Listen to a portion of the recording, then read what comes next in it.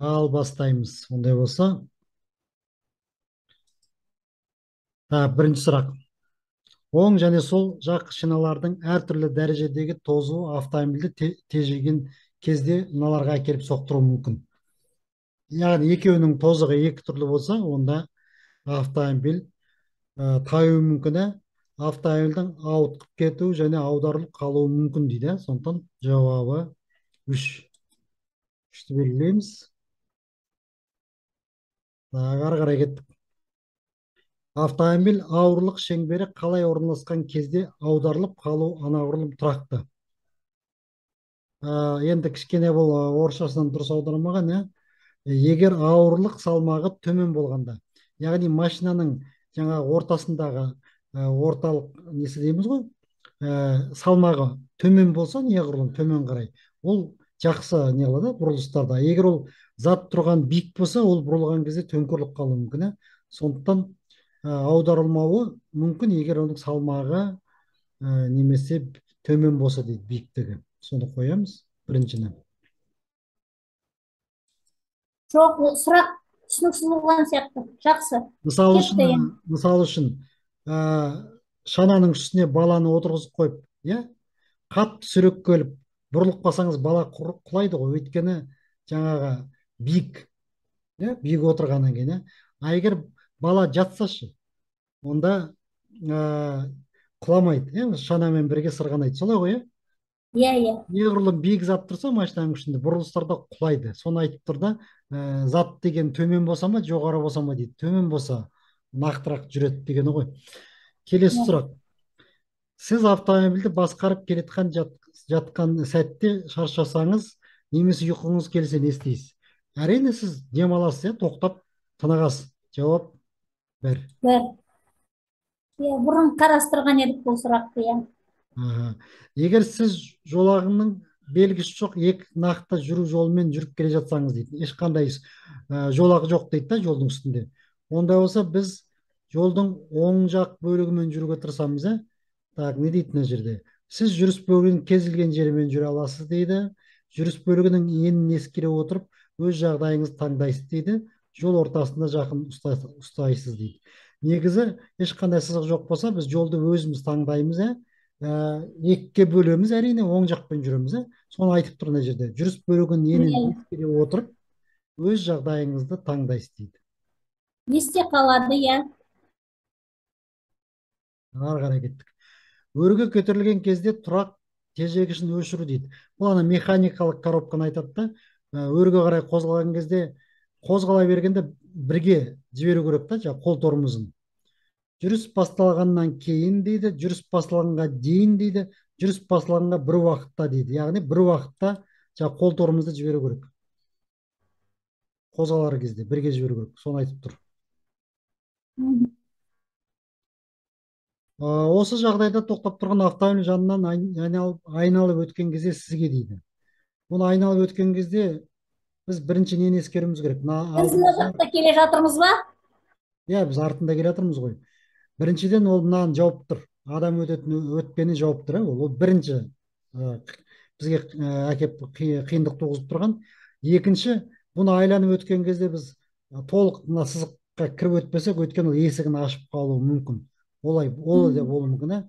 Сондықтан жауап екі. Егер тоқтап тұрған автомобильдің кенеттен есік ашылуы немесе одан жолдан өтетін жаяу жүргінші шыққан жағдайда жеткілікті бүйірлік аралықты қамтамасыз ету ұсынылады дейді. Енді мына жерде орысша жауапты қазақшаға жаңағы гуглмен аудара салған, бірақ енді түсінікті ғой енді. Мына жақта алдан Иә. шығып қалуды ескеруіміз керек, және мына есігін ашып қалуды ескеруіміз керек, екеуінде. Мгм. Көлік құралының бірінші берілісі қосылған ұзақ екпінді жүру отын шығынысына қалай әсер етеді? Яғни сіз ана коробканың бірінші, Сұрақтың өзінің түсініксіз осы. сіз ана, Көлік құрал. сіз деген мені перебивать етпесеңіз, мен сізге түсіндіріп беремін. Уақыт жоқ, кетіп жатады ғой, көп не ала берсек.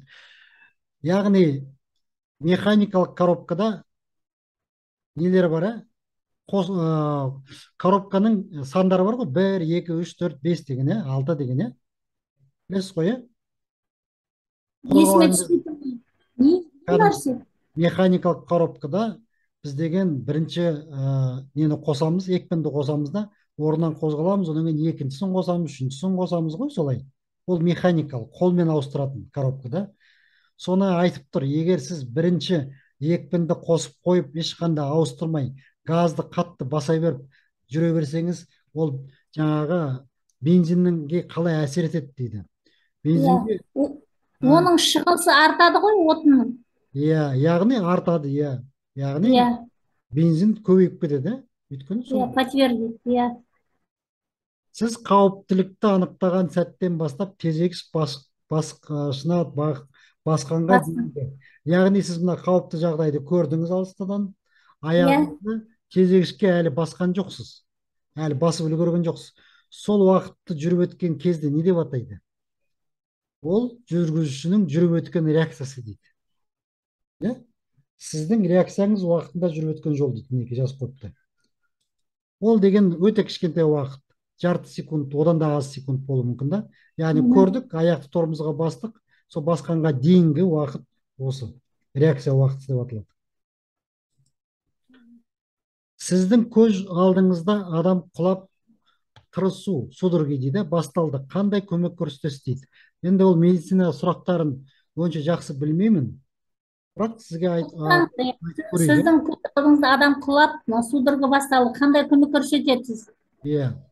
Басқа қатты зат Аузын қоясыз. ашып, қасық немесе басқа қатты зат қоясыз аузына. Ну, тілін шайнап жібермеу үшін ғой, иә. Екі бетін алақанмен ұрайсыз дейді. Ну, ұрудың керегі жоқ шығар. Жауап тура ғой, иә. Біріншісі Бірінші жауап біреуге сондай көмек бердім деген.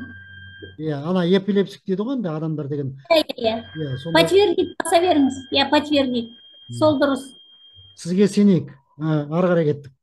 Қол немесе аяқ саусақтарының күйігі кезігінде таңғыш салу ерекшеліктері. Қол немесе аяқ саусақтары күйген кезде таңғыш салу ерекшеліктері.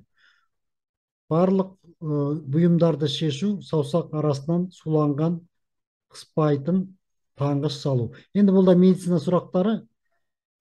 Тоқтаңыз енді. Барлық бұйымдар шешу, декапластрмен таңғыш салу, барлық бұйымдар шешу, жақпа маймен таңғыш салу дейді.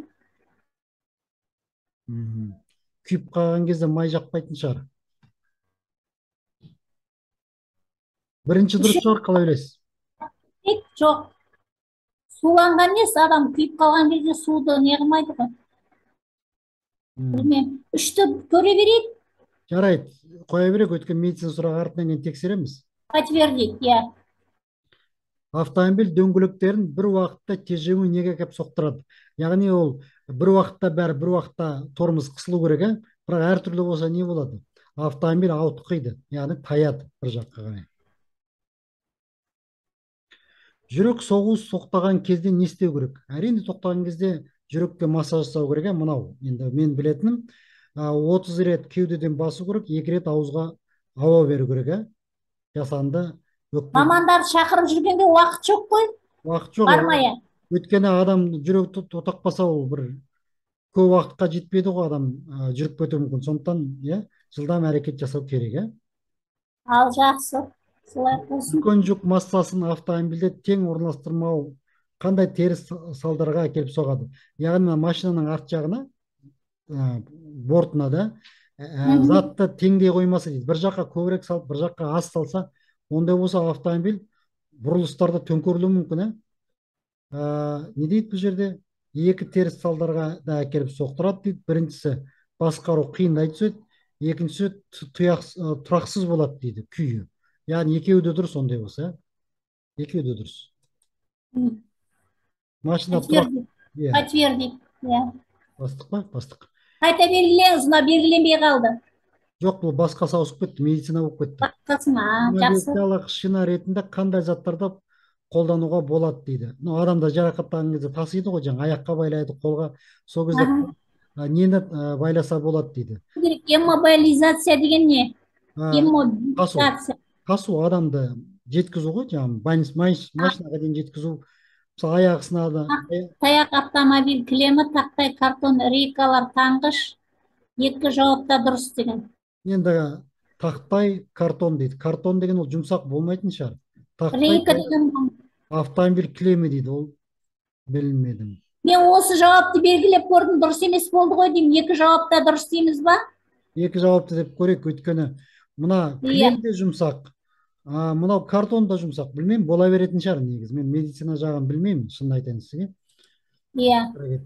Тәуліктің қараңғы уақытында өрге көтерілу жақын кезде сіз алыс жарықты жақынға ауыстыру ұсынылады. Яғни біз өрге қарай келе жатырмыз, алыс жарықпен. Қашан оны жарыққа ауыстыру керек дейді, қысқаша айтқанда. Тек қарама қарсы машина пайда болған кезде, екіншісі өрге көтерілмей тұрып уже. Яғни көтерілмей тұрып ауыстырып қою керек. Өйткені алдымызда қарама қарсыға шыққан кезде шағылысуы мүмкін. Сондықтан екіншісі дұрыс. Түсініп алсыз ғой, иә? Иә, иә. Қар немесе мұз басқан ұзақ және тік еңістерде жүру кезінде, яғни тайғақ болса, еңіс болса, онда біз мүмкіндігінше мотордың күшімен азайтуымыз керек, жылдамдықты. Іске қосылған тежегіш жүйесін пайдалана отырып таптауырынмен жүру ұсынылады дейді.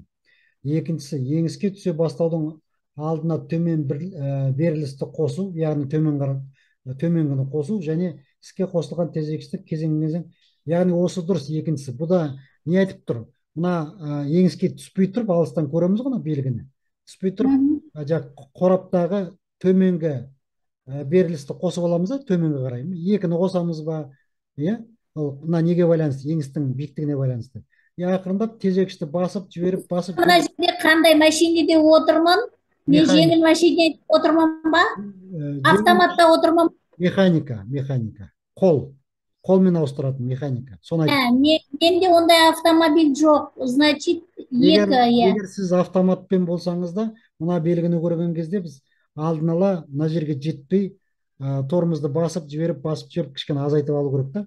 Өйткені тайғақ қой, тайғақ болған кезде қатты басып. Ол да екі жауап па? Иә, екінші жауап. Жақсы.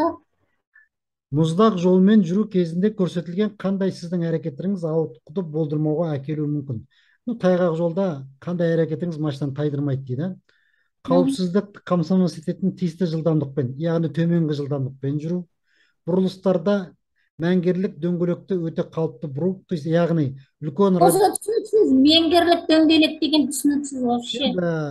Google-мен ауыстырған ғой, яғни траекториясын абайлап, бірден рульді бұрып қалмай абайлап бұру керек деген сөз ғой енді. Бұрылыста және айналма жолдарда тежемей жүру, яғни торымызда кеш баспау керек деген сөз. Егер мысалы үшін уже бұрылысқа жетіп қана басып қалсақ, онда дөңгелек таюы мүмкін. Яғни бұрылыстарда және айналма жолдарда тежемей дейді да, торымызды мүмкіндігінше баспай дейді. Өйткені алдын ала жылдамдықты азайту керек қой.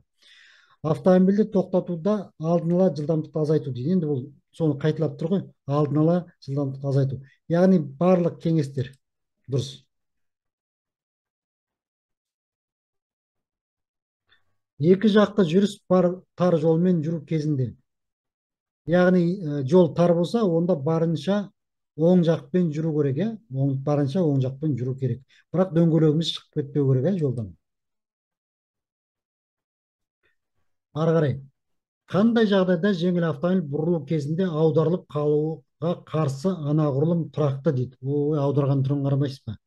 Қысқаша айтқан кезде, жеңіл машина аударылып қалмау үшін соған қарсы қандай әрекет жасаймыз?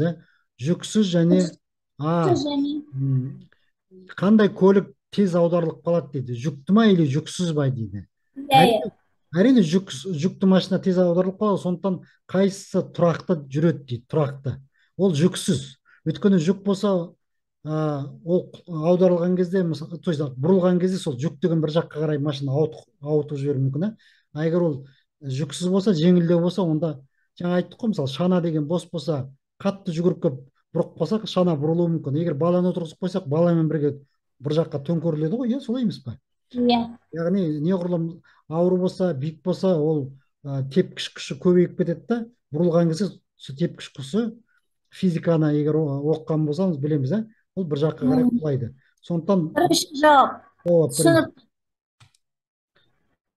Сізге су бөгеттерінен өткеннен кейін тежегіш тиімділігін қалпына келтіру үшін.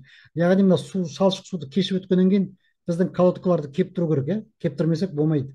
Соны қалай кептірем? тежегіш басқышына бірнеше рет қысқа уақытты басумен жүрісті жалғастыру дейді. Яғни қатты баспай, машинаны тоқтатпай, кішкене кішкене басып басып басып ақырындап жүре берсек, біздің каутикуларымыз үйкеледі да, үйкелгеннен кейін ол кеуіп кетеді. Солай ғой, иә? Ол да физика заңы ғой, иә? Екінші жауап. Егер сіз оңға бұрылуды орындайтын автомобиль соңынан жүрсеңіз, мынаның оң жақ повороты жағып келе жатыр, яғни ол не істейді деген сөз? Тежегішті басайды, тоқтайды деген сөз. Немесе жылдамдықты азайтады. Сондықтан біз одан ара қашықтықты сақтап, абай боламыз, иә? Не дейді? Арттыру дұрыс емес. Оның тежеуін алдын ала пайымдау үшін алдағы автомобиль алдындағы жағдайды қадағалау және жылдамдықты арттыру дейді. Арттыруға болмайды. Егер ол жүру үшін кедергі туғызбаса, дыбыстық болды. Мына жерде жауабын кішкене дұрыс бермеген сияқты. Мына автобус бұрылайын деп келе жатыр. Түсінікті ғой, иә? Ол бұрылады, жылдамдықты азайтады. Өйткені басқа машинаға жол беру керек. Мүмкін ол тоқтап та қалуы мүмкін. Соны біз ескеруіміз керек те, ара қашықтық сақтап, оны қадағалап отыруымыз керек алдымызда. Мынаны ұмытып кетпеуіміз керек та, мына машинаның алдымызда. Соны айтып тұр. Жылдамдықты арттыру ұсынылады дейді. Арттыру деген сөз дұрыс емес мына жерде. Мына жерде жылдамдықты кеміту деген сөз болу керек еді. Екіні қояқ. Автомобильді тежеген кезде сізге, торымызды басқан кезде не істеу керек? Қауіпсіздік белдігінің аққаусыздығына назар аудару керек. Артқы көрініс айнасы арқылы арттағы жағдайды назар аудару керек. Спидометр көрсетуіне назар аудару керек. Әрине біз арт жаққа назар аударуымыз керек, арт жақтан соғып кетпеу керек, автомобиль. Негізі біз үнемі қарап отырамыз деп айттық қой, сол тежегішті басқан кезде арт жағымызды да қадағалаймыз. Боран уақытында түнде жүрген кезде жолды анағұрлым жақсы көруді қамтамасыз ететін қандай сыртқы жарықты пайдаланамыз?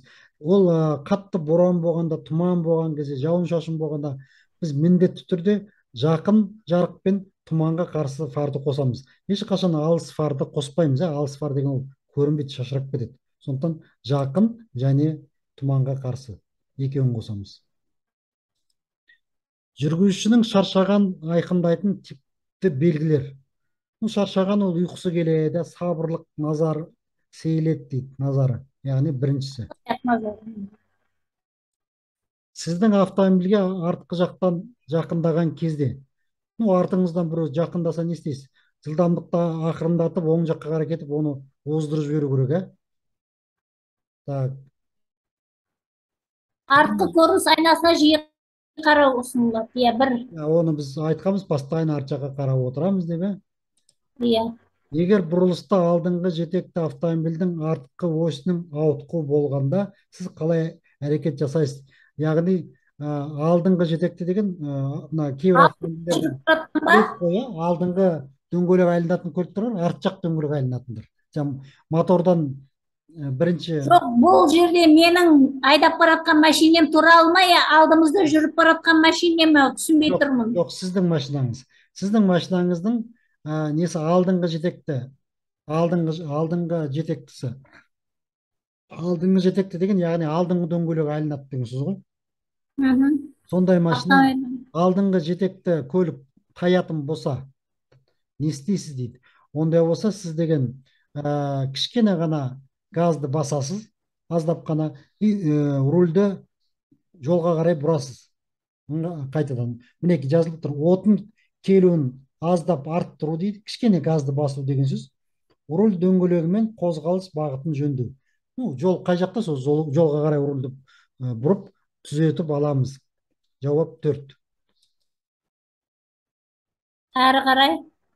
Егер бұрылыста артқы жетек автомобильдің артқы осінің ауытқуы. Енді бұл жерде артқы дөңгелек айналатын болса дейді. Енді артқы дөңгелек болса. Онда болса, біз деген педальді жібере саламыз да тек рульді таятын жаққа бұрамыз. Мына жерде қарайық.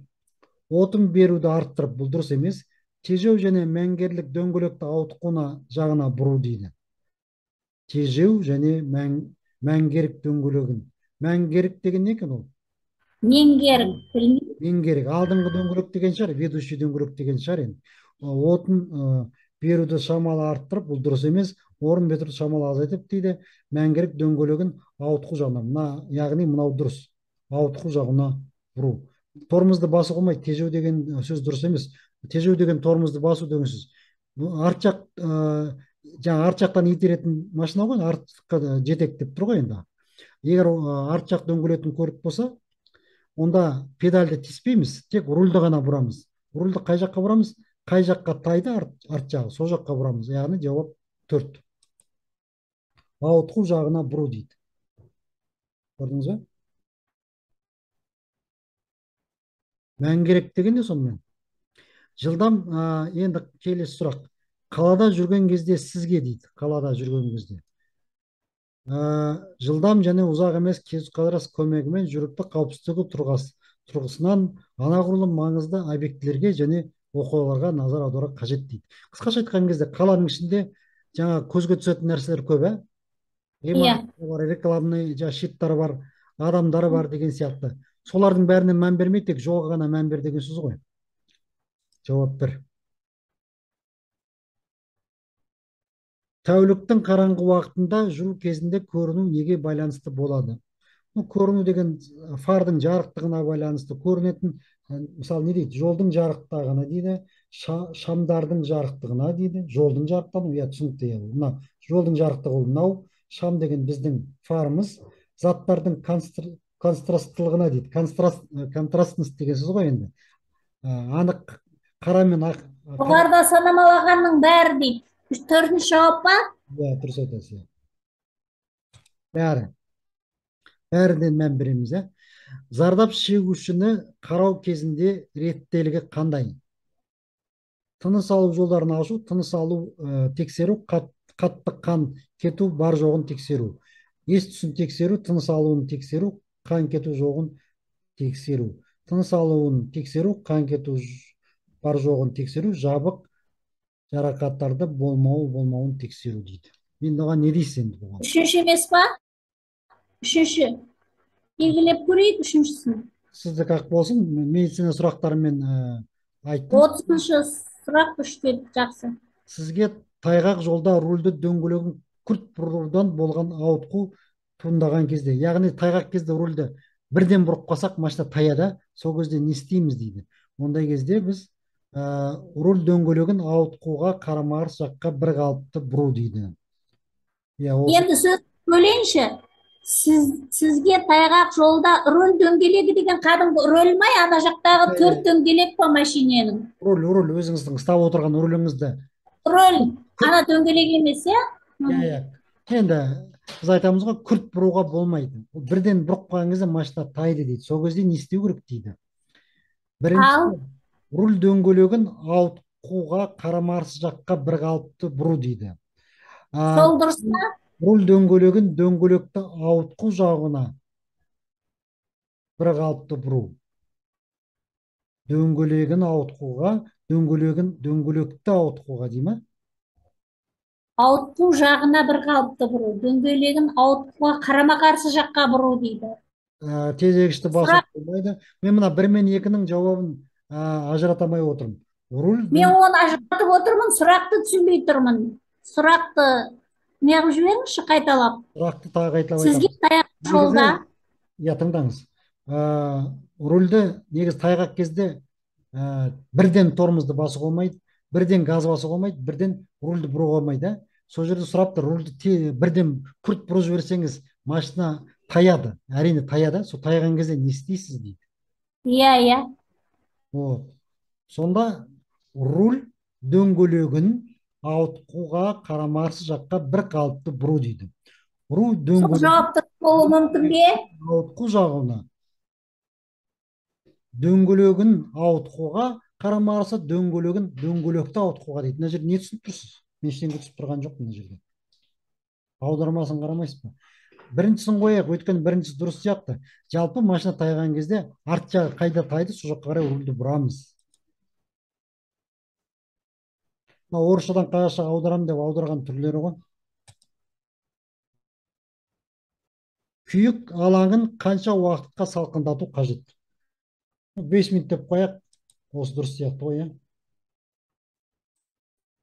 Егер сіздің автомобиліңізге жол жүру уақытында дөңгелек шиналары жарылып қалса, аяқ астынан жарылып кетсе, рульді ұстау керек, ақырындап машинаны тоқтату керек. менгерлік дөңгелегін дейді. Яғни алдыдағы дөңгелек қой. Соны менгерлік дей ма? Ақырындап тоқтату керек. Сіздің шаршағаныңыз зейініңізге және реакцияңызға қалай әсер етеді? Әрине біздің реакция уақытымыз өсіп кетеді, немесе біздің реакциямыз нашарлайды. Солай ғой, нашарлайды. Түсінікті. Түсінікті. Автомобиль жүрісі кезінде жолаушыларды және бекітілмеген жүкті артқы жаққа ауыстыру неден туады? Яғни ішіндегі адамдар немесе заттар артқа қарай шалқып кетсе, ол неден туады дейді. Яғни біз бірден жүріп кеттік деген сөз ғой, автомобиль жүрісін күрт жылдамдатудан дейді. Дұрыс қой, Иә. Бірден жүріп кетсек, адамдар артқы жаққа қарай шалқаяды ғой. Сол. Жолағы көп жолмен жүру кезде. Жолағы көп кезде біз не істейміз? Үлкен жылдамдықпен жүру үшін жүру жолағын ұдайы ауыстыру керек дейді. Ауыстыруға болмайды, бетелпеті.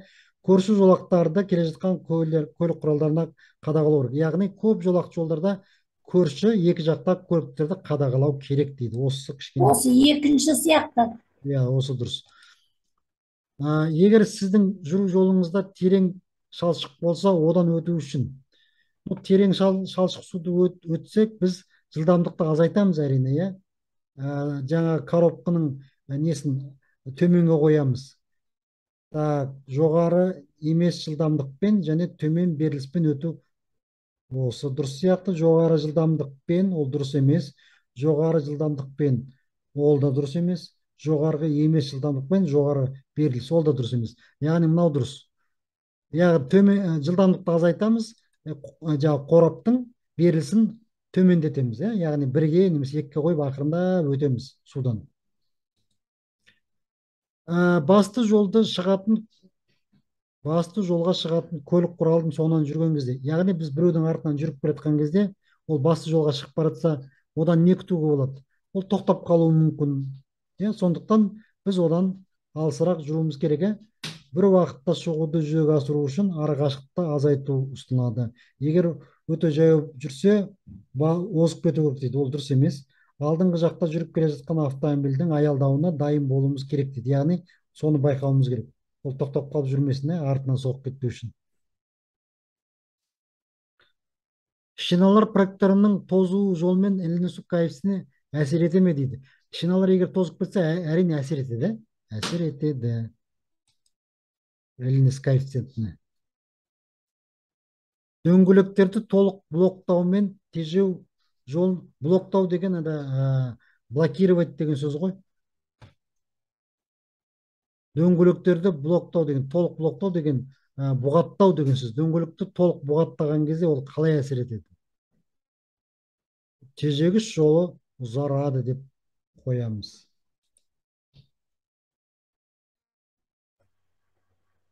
Ханым, осындасыз ба? Мен шығып қалып қайттан қосылып отырмын. Не дейді мына дөңгелектің толық блоктаумен тежеу жолының ұзындығына дөңгелектерді толық бұғаттап тастасақ неге әкеп соғады дейді.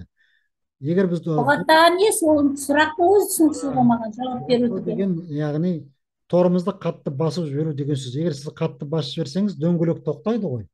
Бірақ машина тоқтамауы мүмкін, ары қарай сырғанап кете беруі мүмкін. Яғни оның төзеуіш жолы ұзарады. Ұзарады деп қоямыз, Жауап 2.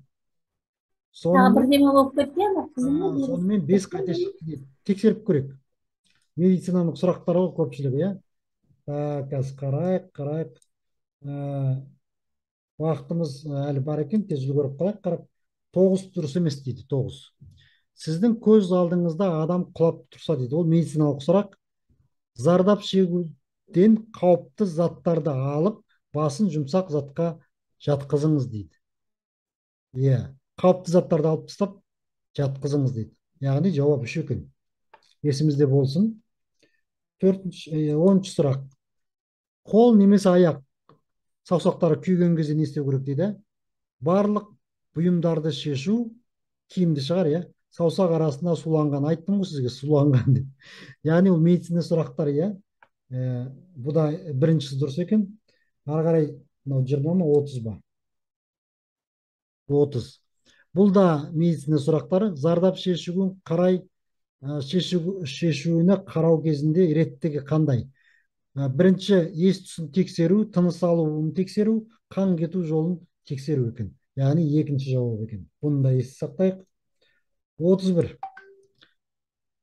Сізге таяқ жолда руль дөңгелегін күрт бұрылда ауытқан кезде не істеу керек дейді. Руль дөңгелегін, мына сізге түсініксіз дедім ғой, екеуі де бірдей сияқты жауабы. Руль дөңгелегін дөңгелекті ауытқу жағына дейді. Мен мына жерге білмеймін, не айтарымды білмеймін да.